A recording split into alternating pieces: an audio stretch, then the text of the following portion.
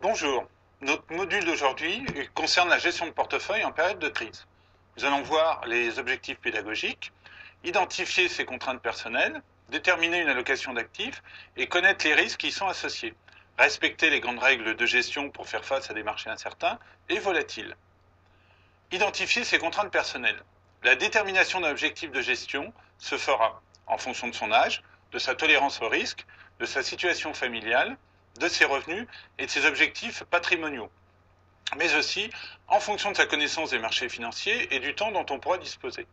Car gérer un portefeuille nécessite d'avoir un minimum de temps et de connaissances financières pour pouvoir agir en fonction des événements, tant économiques que financiers ou politiques. Dans certains cas, une gestion déléguée, en partie ou en totalité, pourra être envisagée. L'horizon de placement. Avant d'investir, chacun doit tenir compte de ses contraintes personnelles. La détermination d'un horizon de placement sera fonction de son âge et de sa situation familiale. Cela correspond à la durée pendant laquelle le capital doit être investi sans pouvoir le retirer, en totalité ou en partie, avant le terme prévu, et ce, quels que soient les comportements des marchés financiers. Exemple, un cadre de 35 ans, marié avec des enfants, qui souhaite acheter un bien immobilier à un horizon de 2-3 ans, n'aura pas d'autre choix que de placer son argent à court terme, sur un livret d'épargne ou via des placements monétaires. A l'inverse, un retraité de 65 ans, qui dispose déjà d'une épargne de précaution, sera plus enclin à investir une partie de son épargne supplémentaire en valeurs mobilières, actions et obligations, car il dispose d'un horizon de temps élevé, espérance de vie d'au moins 20 ans. L'objectif de valorisation. Quelle valorisation rechercher? À chaque allocation d'actifs et pour chaque durée d'investissement correspond une valorisation moyenne, maximale et minimale attendue. L'objectif de valorisation correspondra à la rentabilité moyenne nécessaire pour obtenir le capital désiré. Exemple, doubler mon capital. Avec un objectif de rendement de 6 à 7 par an sur 10 ans, on peut espérer doubler le capital investi à cette échéance.